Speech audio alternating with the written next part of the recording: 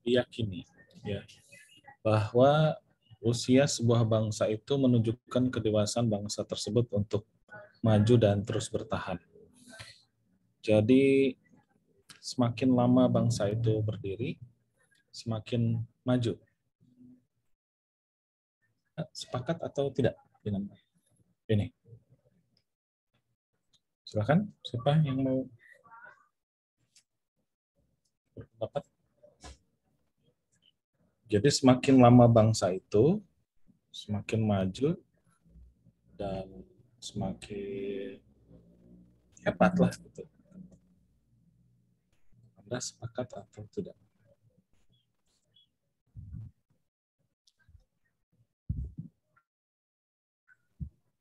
Saya Pak izin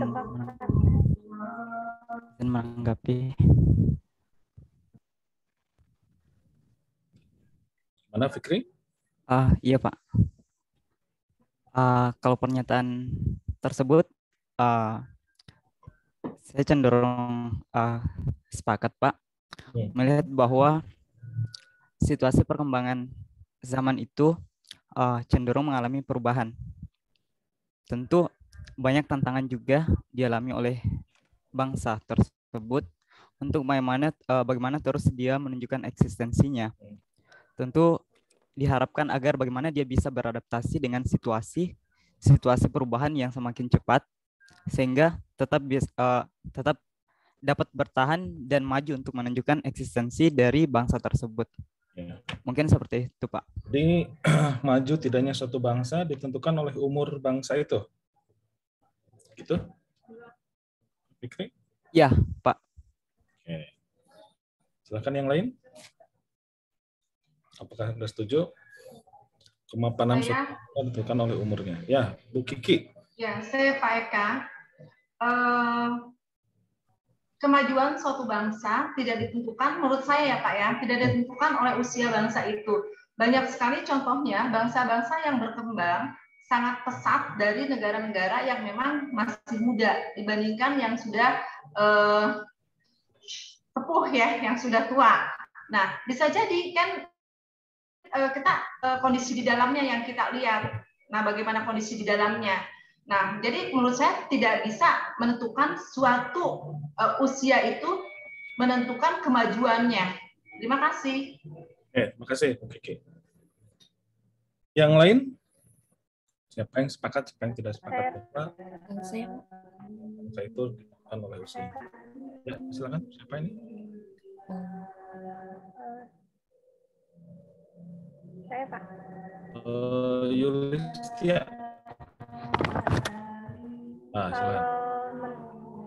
Kalau saya sepakat Pak sama kayak Kang siapa tadi itu, karena menurut saya setiap perubahan itu ditentukan dalam usia, karena banyak saja kita ketahui bahwa perubahan dari zaman saja banyak sekali, kalau contohnya dari anak-anak sekarang yang harus berada di era yang banyak perubahannya, contohnya kayak teknologi saja gitu, semakin berkembang pesatnya teknologi, tersebut untuk bertahan di dalam situasi seperti ini. Contohnya kayak pembelajaran daring ini, anak yang tidak mengerti tadinya jadi dituntut harus bertahan di era kemajuan teknologi ini. Jadi menurut saya semakin berkembangnya umur dari bangsa ini dan kemajuan tersebut, seseorang juga dituntut untuk bertahan dan mengikuti era perkembangan zaman. Menurut saya seperti itu, Pak. Terima kasih.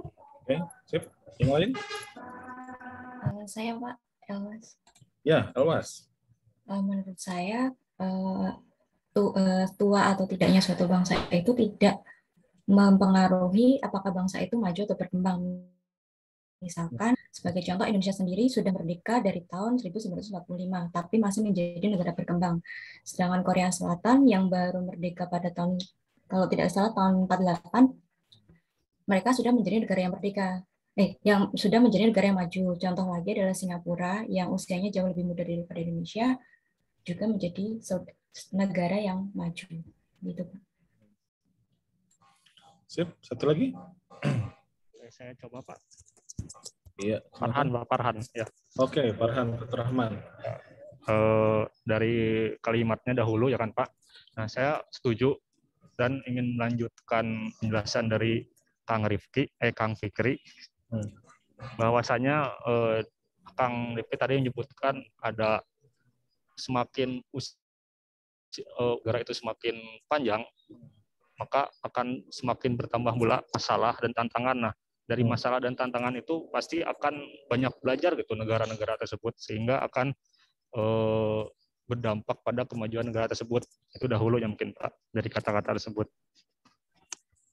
Oke, jadi Anda sepakat atau tidak? Sepakat saya. Ya, terima kasih. Teman-teman, ya.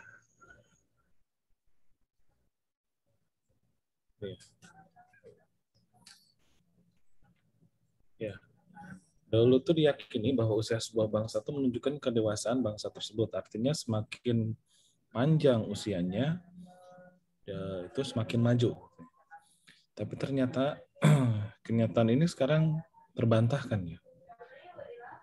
Karena banyak bangsa yang akhirnya harus gulung tikar. Teman-teman pernah tahu bangsa Inka? Inka? Itu ada di Amerika Selatan. Bangsa Inka itu ada sejak tahun 1438. Ya. Kalau Anda ingat ada Machu Picchu. Ya. Machu Picchu itu adalah peninggalan Inka. Ini adalah peradaban tertua di dunia dan luas sekali wilayahnya. Ya. Itu dari Ekuador, bayangin Ekuador, Peru, Chili. Jadi ini negara yang sangat kuat sekali, sangat besar sekali. Penduduknya juga banyak, ya. Namun ternyata Inka ini hancur oleh Spanyol, ya, bisa ditaklukkan oleh Spanyol. Dan sekarang bangsa Inka sudah tidak ada. Jadi usia bangsa semakin lama, udah ratusan tahun, ya, bahkan ada yang ribuan tahun juga tidak menjamin kalau bangsa itu dewasa atau bangsa itu terus bertahan. Gitu ya. Belum tentu. Ada lagi Mesir, kalau Anda tahu ya. Mesir kuno itu apa ya? Dianggap sebagai negara yang sangat memiliki pusat peradaban dunia dulu ya, berpengetahuan tinggi dan jadi pusat peradaban.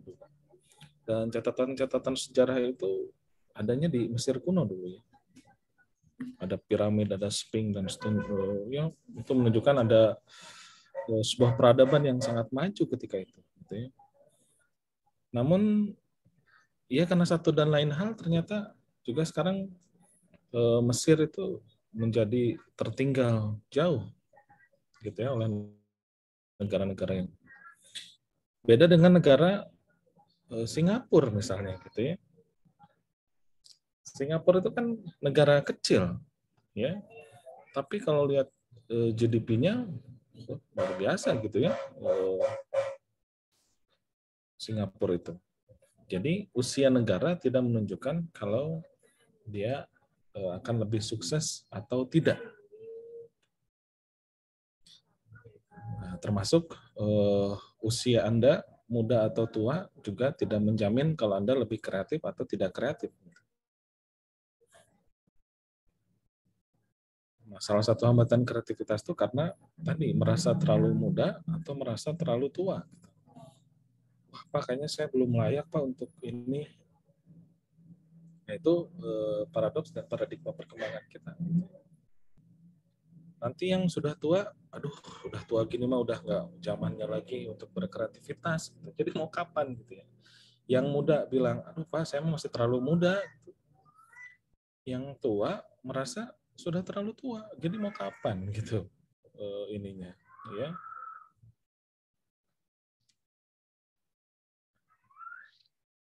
Kapan mau berkaryanya? Jadi kalau terus paradoks seperti itu.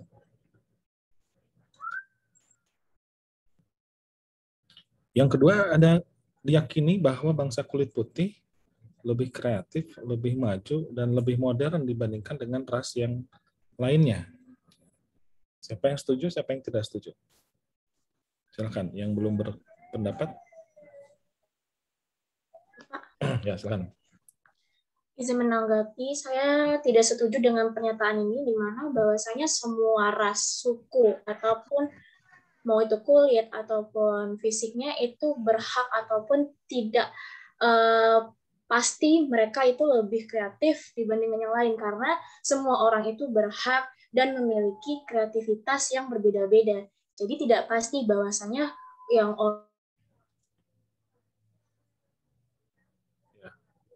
Oke, sudah bisa kita tangkap. Yang lain?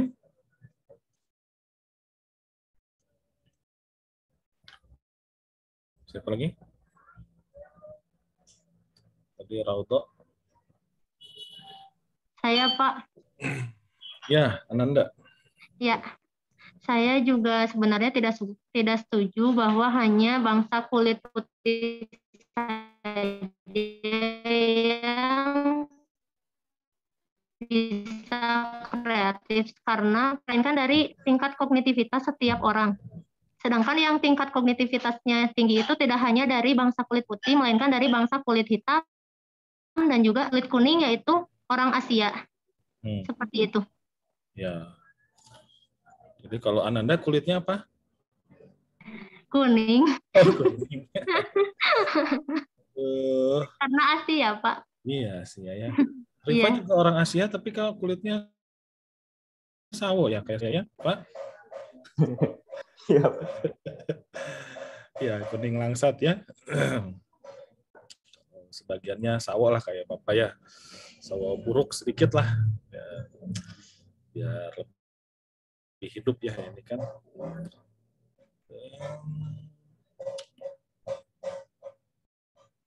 Ya.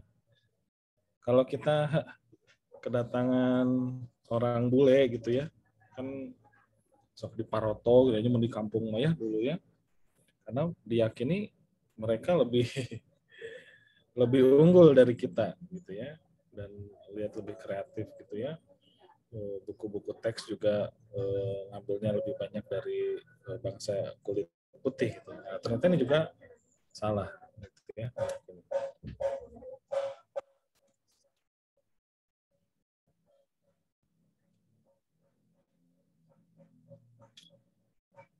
Ada juga keyakinan bahwa bangsa yang memiliki sumber daya melimpah itu dipastikan akan menjadi negara yang kaya.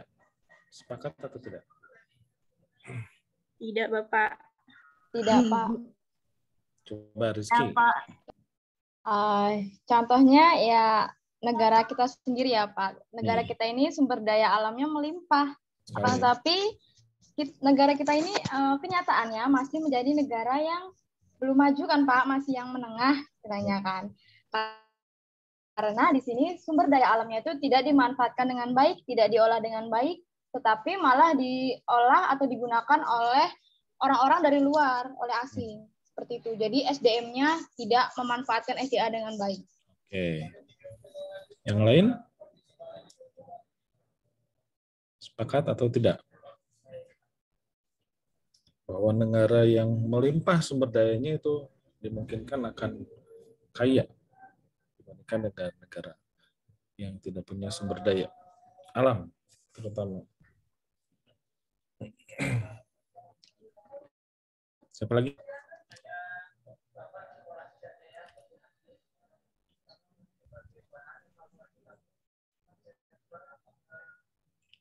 Astri, silakan Astri.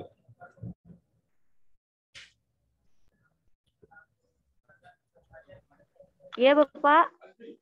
Gimana? Bangsa yang tadi apa ya? Kalau menurut saya sih, Pak, bahwa bangsa yang kekayaan sumber daya alam yang banyak belum tentu, Pak,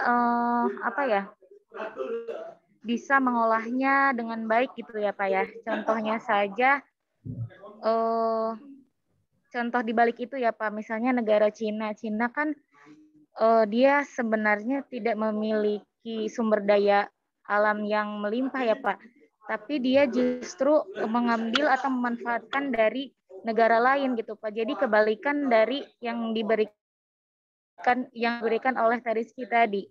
Jadi belum tentu sebuah bangsa yang memiliki sumber kekayaan yang banyak bisa menjadi negara yang maju atau berkembang gitu Pak. Oke, masih ya Astrid. Nur Laila enggak? Pak, izin untuk menjawab, menurut saya sih Pak enggak.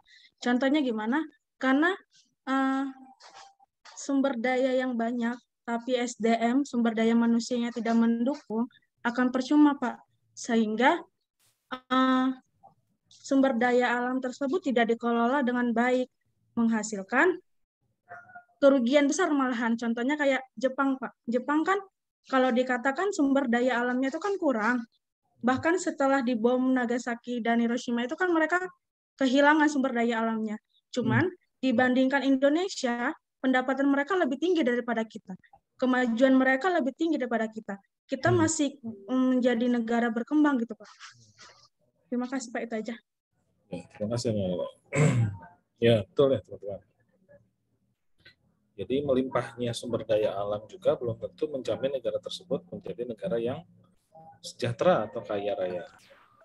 Kalau teman-teman lihat Swiss ya, Swiss itu yang terkenal apa? Kalau Anda mendengar Swiss itu apa?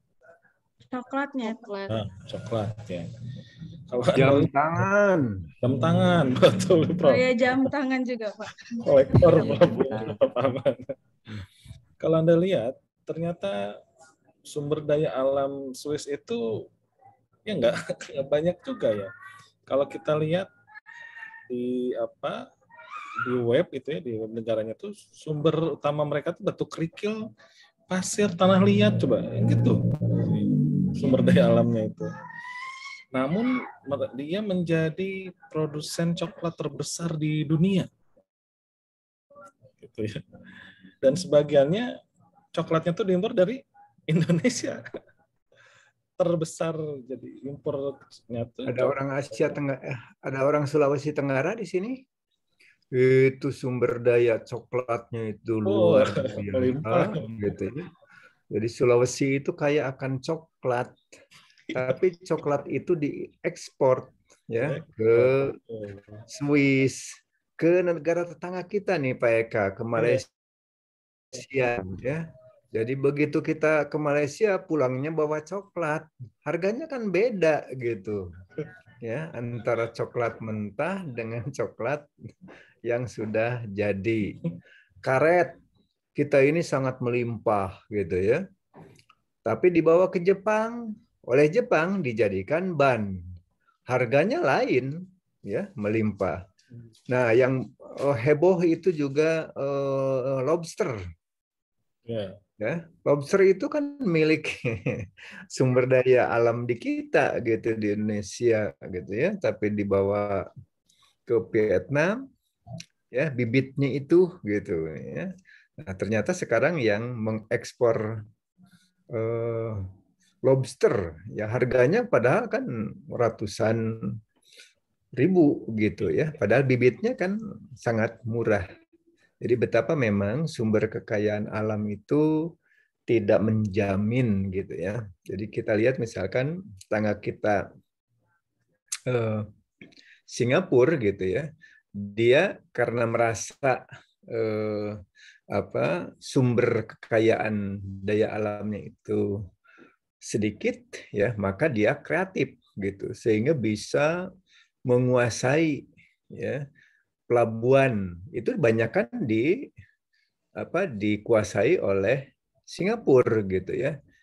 Minyak tanah itu yang paling banyak sumber dayanya di kita di Indonesia. Aneh bin ajaib, Indonesia itu mengimpor minyak itu dari Singapura gitu. Ya, karena kepandaian bagaimana ya orang Singapura itu memberdayakan sumber daya manusianya gitu. Jadi ini ya, jadi memang sumber daya alam yang melimpah itu belum tentu jaminan ya. Dulu kita ya zaman saya gitu ya, ada nyanyian Pak Eka sendiri kan sudah kurang begitu mengena gitu. Ya, lagu Kus Plus itu ya. Bukan lautan itu, Ya. Prof. Ayo, ada yang mengenal. Jadi Indonesia itu sangat kaya gitu ya, tongkat dan batu dilempar tanaman. saja.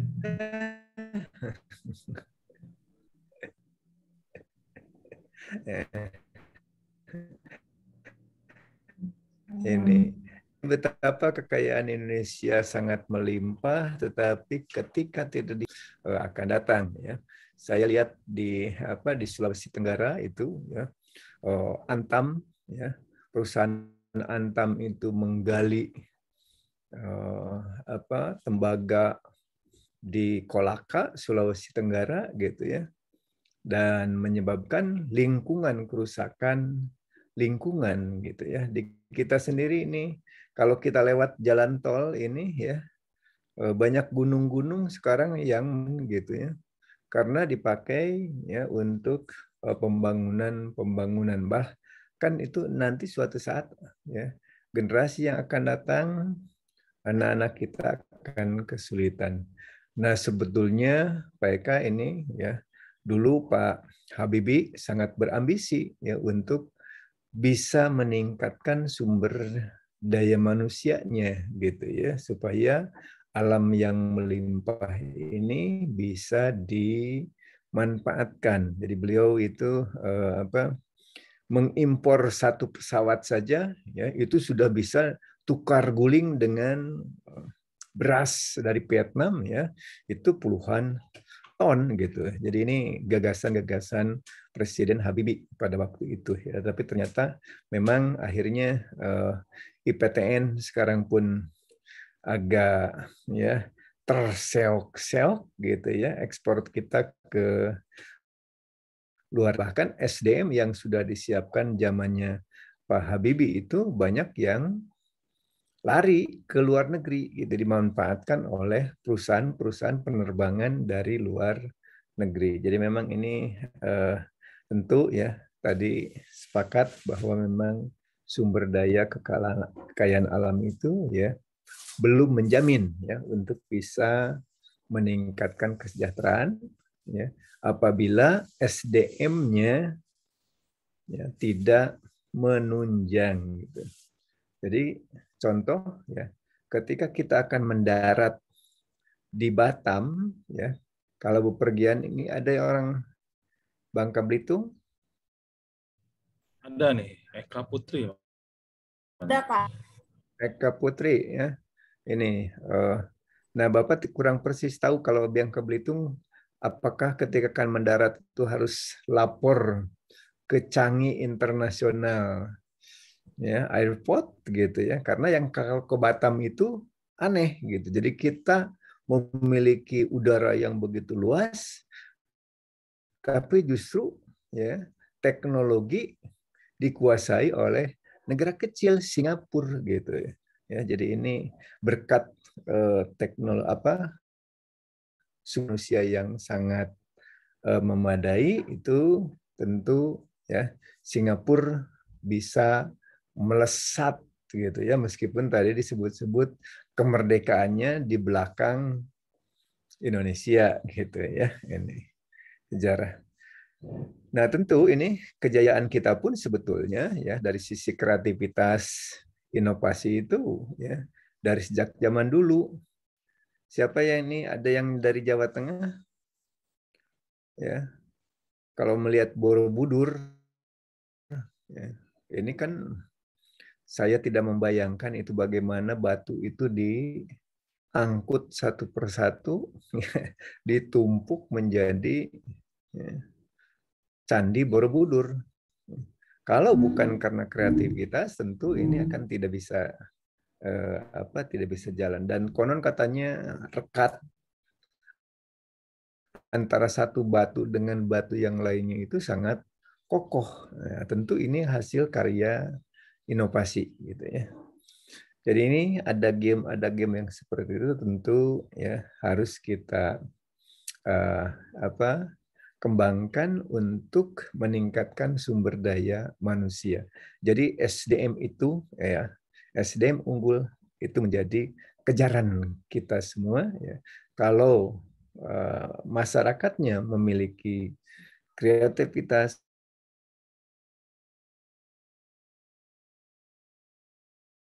inovasi, ya, maju. Ya. Nah, ini tentu ya tantangan bagi kita semua, ya, guru BK. Bagaimana dituntut juga untuk mengembangkan ya kreativitas dan inovasi ini. Ya. Bangga lanjutkan, BK. Siap, Prof. Terima kasih, Prof, atas tambahannya. Betul ya, teman-teman. Saya dengar cerita dari Prof. Uman beli sepatu di Itali, gitu ya. Itu setelah rusak, katanya ya, sepatunya, setelah bertahun-tahun dipakai kemudian rusak, dibongkar, mau dibetulkan sol sepatu, itu karena dibongkar ya, di dalamnya tuh ternyata ada tulisan Made in Cibaduyut ternyata. Waduh, ambek pomatnya. Gusti, sana jauh-jauh ke Itali ternyata Made in Cibaduyut gitu ya. Ya karena betul tadi seperti yang Prof. Ahmad katakan ya, yang terbaik dari kita tuh bukan dinikmati oleh negeri kita, kadang justru diekspor ke luar negeri. Nah, kita mah kan namanya sisa ekspor gini kan. Sisa ekspor. Yang di FO itu sisa ekspor. Yang di reject, ditolak. Banyak yang beli gitu ya, Prof. Banyak yang beli, sisa juga. Negara yang lain juga begitu ya. Kalau lihat Belgia itu, kalau kita lihat di ininya kan sumbernya cuma batu bara gitu ya. Tapi ternyata sekarang Belgia itu terkenal dengan berlian olahannya gitu ya. Kalau kita lihat di web itu ternyata Belgia yang jadi salah satu sorotan untuk pengadaan berlian dan senjata-senjata mesin otomatis gitu ya. Jadi implikasinya, jika bukan panjangnya usia, jika bukan karena ras juga, jika bukan karena sumber daya, kaya atau tidak, lantas apa yang membuat negara tersebut menjadi lebih maju dari negara yang lain? Nah, salah satunya betul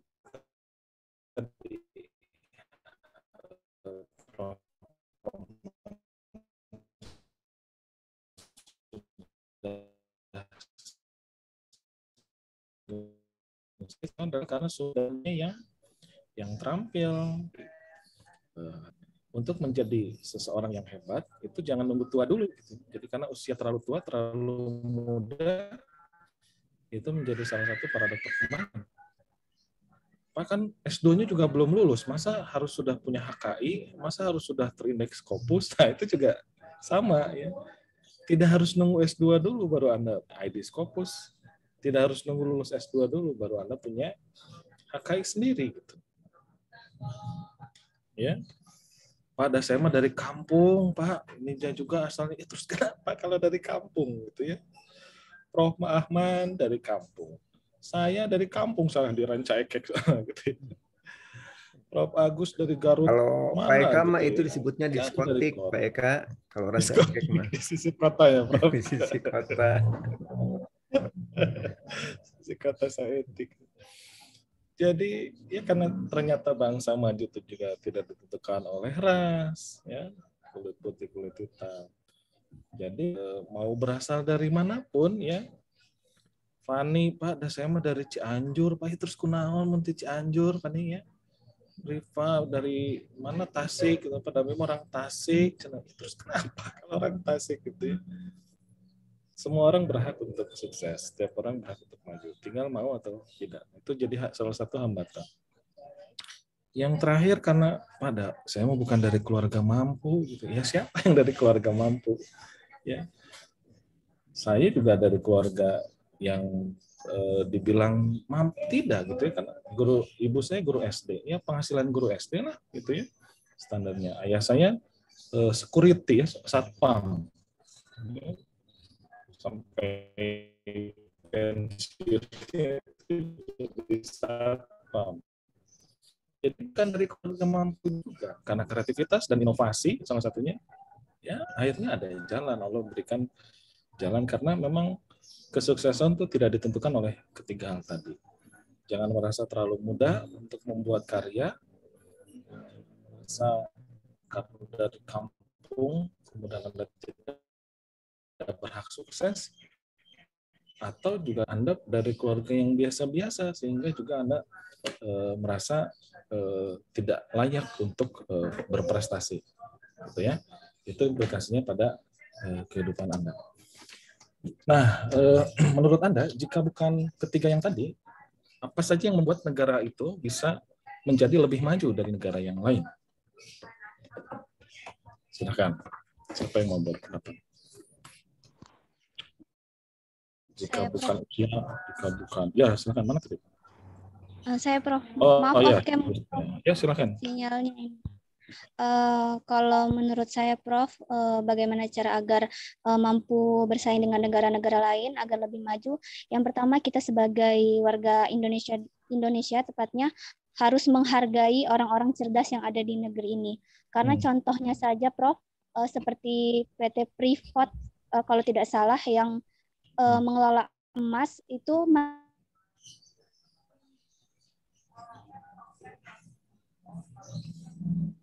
sinyalnya Renggut Audi Mandaya ini tepatnya tempat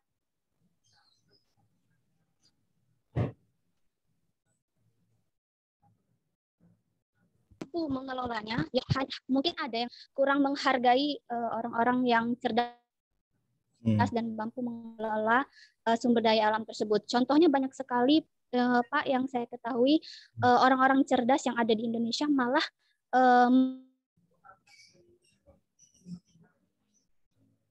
yang dikelola tersebut adalah sumber daya dari negeri mereka sendiri. Jadi menurut saya perlu adanya menghargai orang-orang cerdas yang ada di negeri kita sendiri. Terima kasih Pak.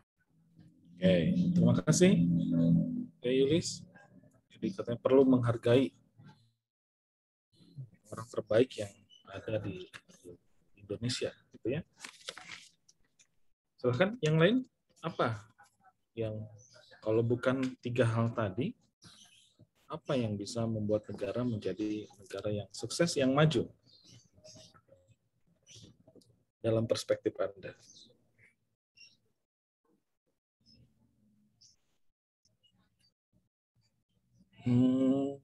Mau Lydia? Silakan.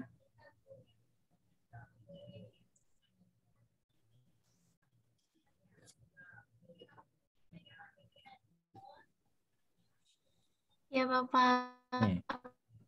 Silakan, Galih, mau Lydia Galih.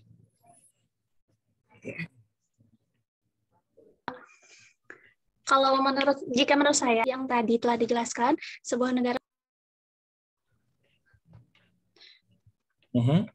Ya Pak, terdengar tidak Pak suaranya? Lanjut.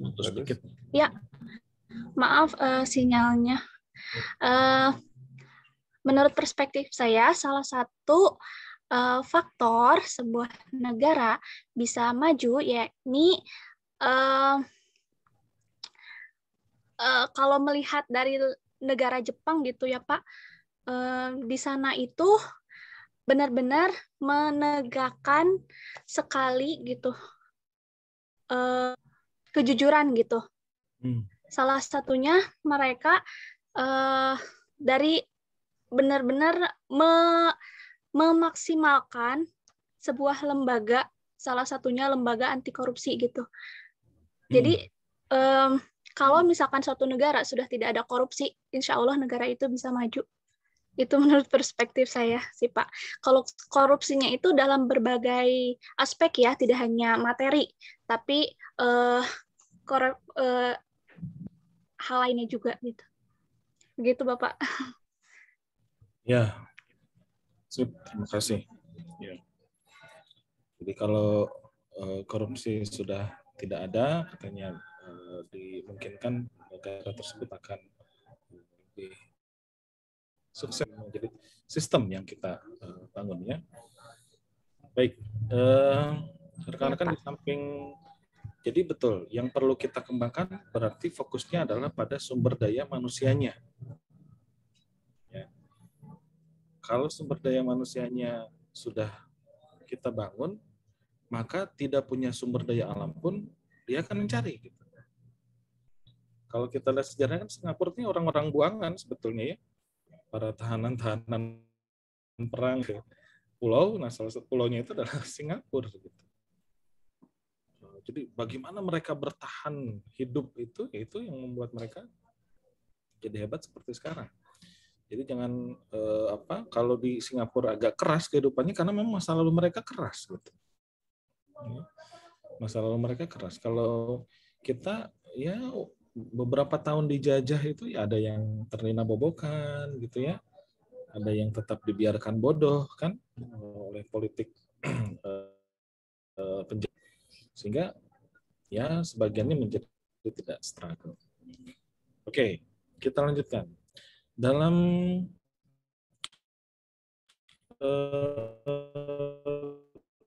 terminologi Anda, kreativitas itu apa? Ya, mungkin ada yang sudah mulai baca-baca, ini yang mungkin lebih spesifik. Tapi saya ingin menggambarkan dulu diskusi lebih intensif. Apa definisi dari kreativitas yang Anda pahami? Rosi Rahayu ada? Rosi Rahayu? Maaf, hanya sinyalnya jelek. Ya. Pak, silakan Rosi. Kalau menurut pendapat saya, kreativitas itu artinya kita bisa melihat peluang dari melihat peluang, kemudian juga menciptakan sesuatu gitu di dalamnya. Ketika misalkan orang itu membuat aksi itu menjadikan simbol gitu ya, orang yang kreatif itu bisa menjadikan bahan dasar tersebut menjadi sesuatu yang tidak biasa gitu, yang berbeda dengan orang lain. Mungkin kalau menurut pendapat saya seperti itu, Pak. Oke. Eli ada? Oh, Mas. Melihat perspektif. Teleponnya sudah.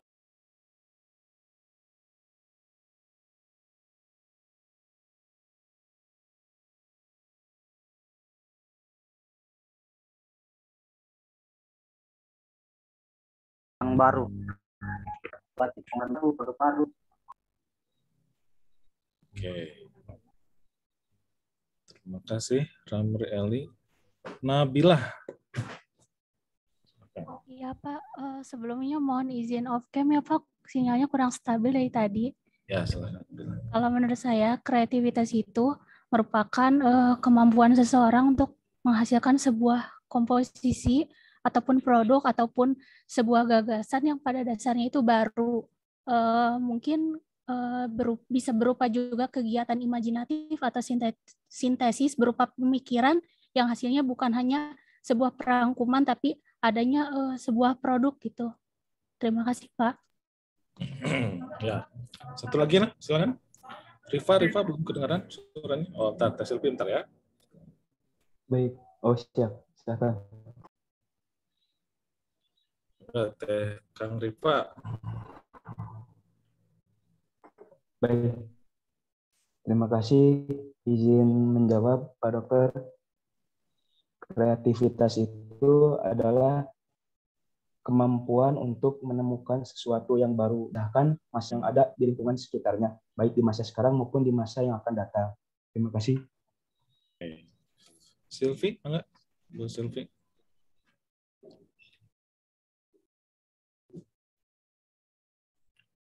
Nggak ada suaranya, Bu Silvi? Kalau di saya? Di yang lain mungkin? Atau device saya? Nggak ada juga, Pak. Nggak ada juga sama. Oke, mungkin nanti diperbaiki dulu ya, Bu Silvi ini, Pak, headsetnya atau mikrofonnya, ya. Ya, nanti kalau Anda lihat di bukunya Rungko itu ya, itu banyak sekali definisi terkait dengan kreativitas. Oke. Beberapa yang saya ambil dari yang tahun 70-an, 2000-an. katanya creativity is part of innovative solution. Jadi solusi inovatif to a problem and radical problem formulation. Jadi dia adalah bagian dari solusi yang inovatif ya, untuk menyelesaikan suatu masalah ya, problem atau bahkan radikal problem ya.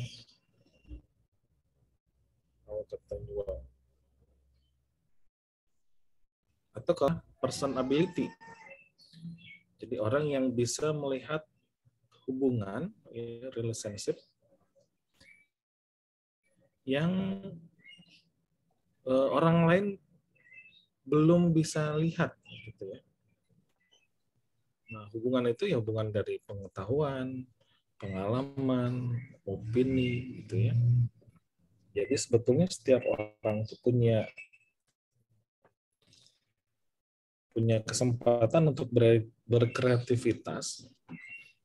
Namun kadang orang itu gagal melihat hubungan tersebut karena kesibukan, karena rutinitas. Jadi orang yang kreatif itu katanya orang yang keluar dari rutinitas. Jadi kalau Anda kerjanya kerjaan yang rutin, yang itu-itu saja, dimungkinkan agak sulit untuk berkreativitas. Dan bahkan kalau nanti diganti oleh robot gitu. Ya, betul. Kalau ya kerjaannya begitu-begitu juga, ya nanti diganti oleh mesin yang lebih canggih, AI itu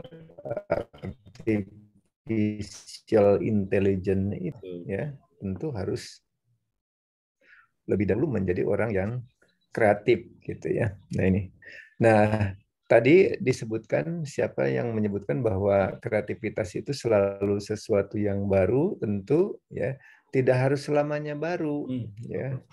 Kalau baru itu adalah invention gitu ya. Karena tentu di tangan orang kreatif yang sudah ada pun bisa lebih berhasil gitu ya. Contoh misalkan zaman saya kecil itu sudah biasa makan keripik sampul itu ya. Nah, tetapi di tangan orang kreatif keripik sampul itu diberi bumbu pedas yang level-level gitu ya. Level 1, level 2 sampai level berapa? Beli kerupuk Maicih? Saya, Prof. Belum. Sudah, Nabila? Sampel level berapa? Waktu itu, pokoknya level berapa ya? Pokoknya yang paling pedas, Prof. Saya lupa levelnya. Tapi nggak kuat juga makan. Yang level 10 katanya. Kalau Bapak sih sudah usia tua begini, ya level 1 aja sudah nggak tahan. Harusnya ada level 0 yang ori gitu ya. Nah, jadi contoh keripik saja di tangan orang yang kreatif itu bisa ya menarik ya sehingga ya sekarang menjadi makanan yang populer khas Bandung gitu ya.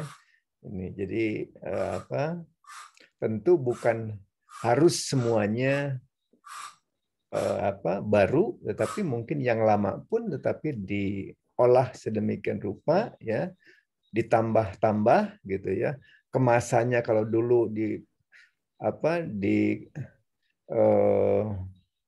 disnya dengan ya daun pisang ya, sekarang kan dengan kemasan yang cantik dan menarik gitu ya, sehingga orang tertarik. Jangan-jangan ini lebih mahal ya bungkusnya dibanding dengan isinya itu sendiri gitu ya. Jadi ini adalah model kreativitas yang harus dilakukan.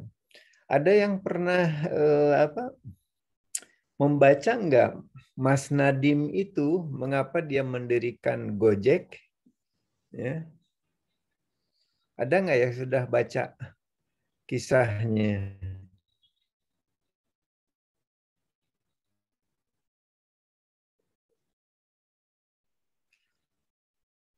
menteri kita yang kreatif, inovatif, ya.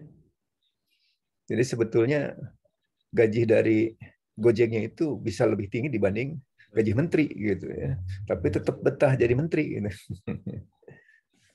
Ada yang pernah mendengar kisah mengapa Mas Nadiem itu mengembangkan Gojek? Silakan Fikri. Iya, Prof. Tapi sedikit aja yang saya sempat baca, Prof. Jadi kalau nggak salah, Prof, yang waktu itu Mas Nadiem berinisiatif untuk menciptakan Gojek karena pada waktu itu di masa kerjanya beliau itu sering terlambat mendapatkan kemacetan di perjalanan, Prof. Sehingga beliau berinisiatif untuk membuat bagaimana agar dirinya itu tidak terlambat untuk berangkat ke tempat kerja tanpa mengalami kemacetan di perjalanan. Mungkin seperti itu, Prof. Iya. Jadi karena melihat ya Jakarta itu sangat ya crowd gitu ya. Jadi kemacetan terjadi di mana-mana ya. Maka tentu ada solusi gitu. Ternyata ya dia menciptakan Gojek gitu. Itu asal-asalnya gitu ya. Oleh karena itu ketika awal-awal kan Gojek itu dihinakan kan ya oleh ya. Nah, termasuk oleh perusahaan-perusahaan di Malaysia gitu ya. Ini karena ketakutan ya dengan inovasi yang dikembangkan oleh Gojek gitu ya. Jadi memang betul ini Fikri ya bahwa tentu ini ya kondisi mengamati kondisi yang nyata, cari solusi ini ya radical problem ini ya Pak Eka menyebutkan ini ya bahwa kita bisa ya bermacet-macetan gitu ya. Itu contoh solusi ya untuk mengatasi kemacetan dengan Gojek tersebut ya. Mangga lanjut Pak Eka. Ya, Prof. Terima kasih, Prof. Ya. Selanjutnya ini ada nanti di bukunya juga kata Stein and Medkin itu menyimpulkan ya ujungnya itu nanti adalah creativity check to novelty and value. Coba teman-teman siapa yang bisa menggambarkan skema atau gambar ini seperti apa maksudnya kira-kira sebelum nanti dibahas lebih dalam di di bab berikutnya. Silakan. Siapa yang mau mulai? Fitri Ilianti sudah? Iya, Bapak. Coba. Gimana ini maksudnya ini skema ini?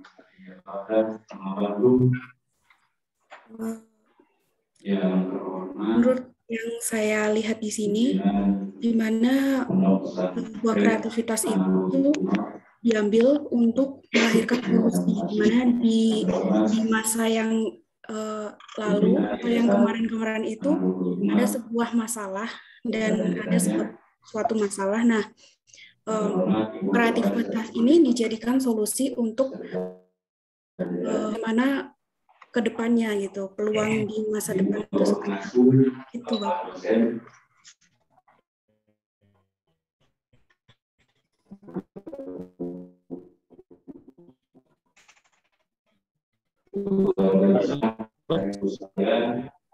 Mahasiswa baru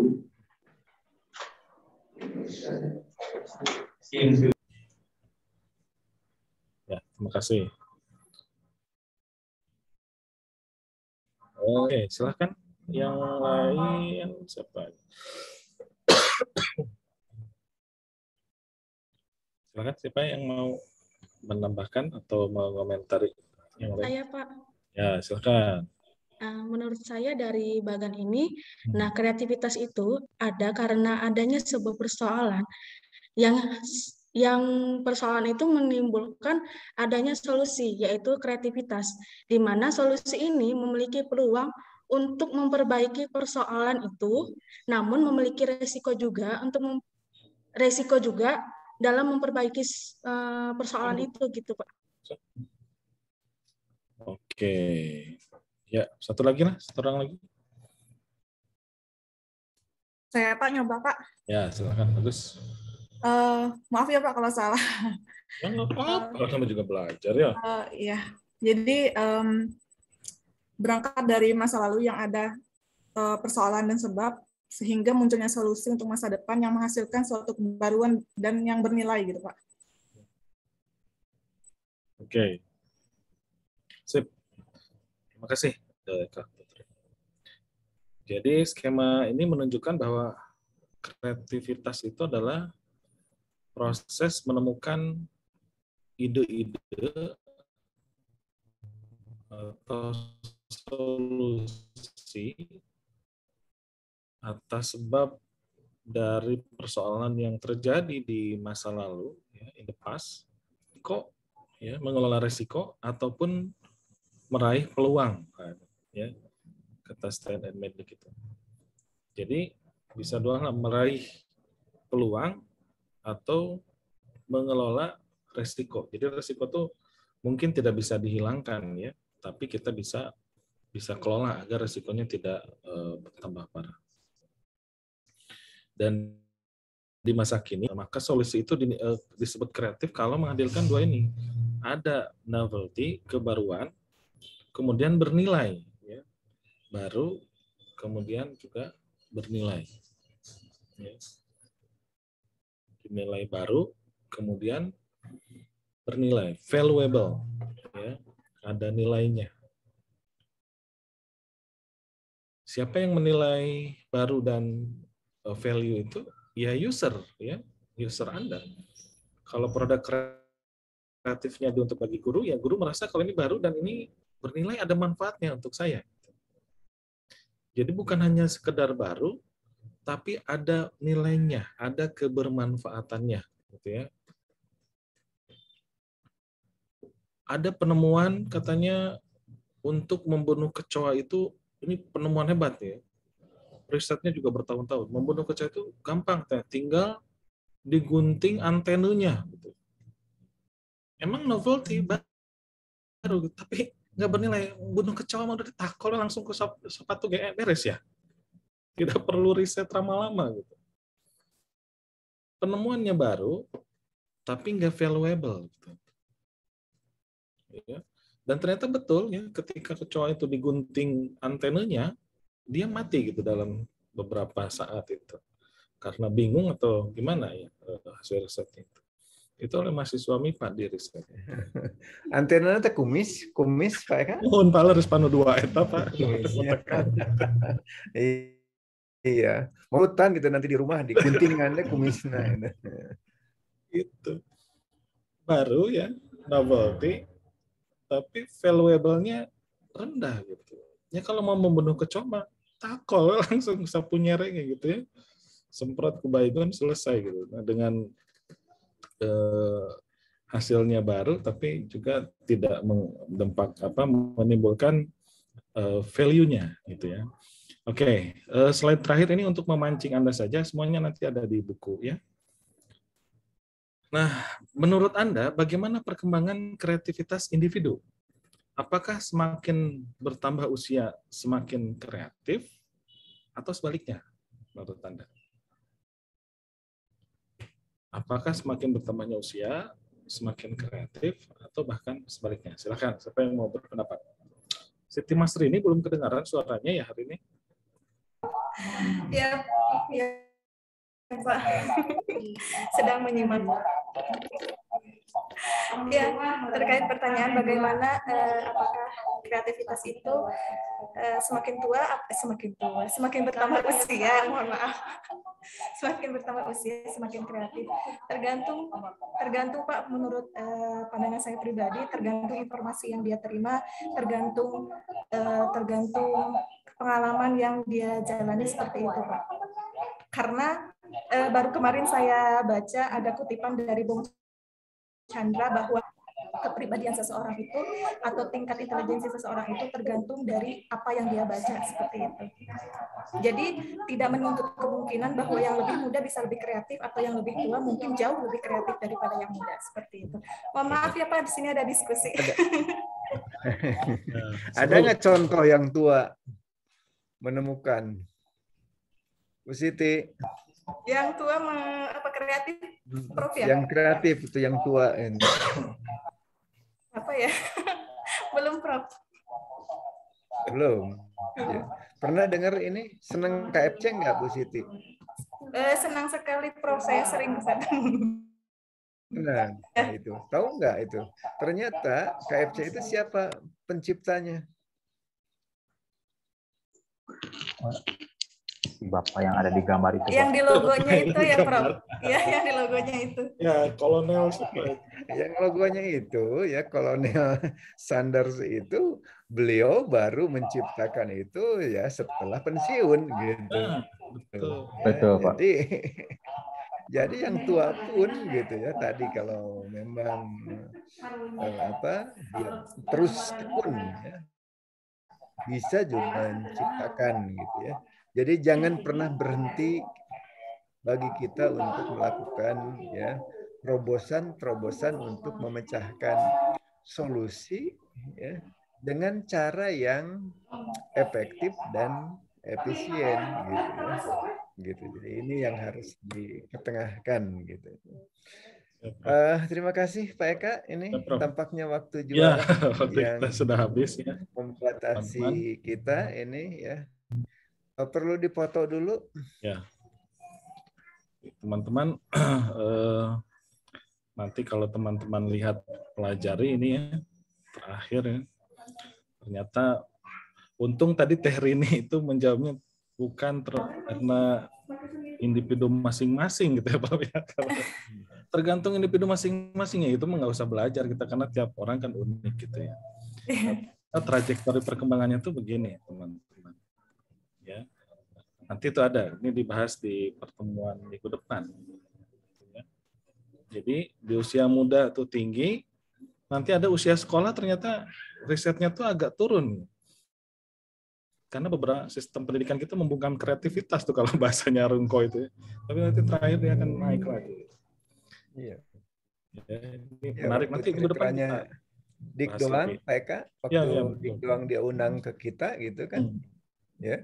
Ternyata kreativitas beliau sebagai penyanyi itu justru dibungkam ketika di sekolah gitu, setelah lulus dari sekolah gitu. Oleh karena itu dia menciptakan ya sekolah alam sekarang ini ya, karena dendam dengan model persekolahan di kita yang ya menyamaratakan.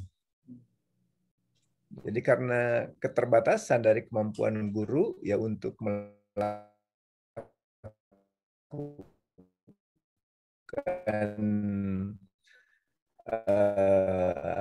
pemberian pembelajaran yang tentu ya yang berbakat menjadi ikan ya jangan dipaksakan untuk bisa memanjat seperti monyet.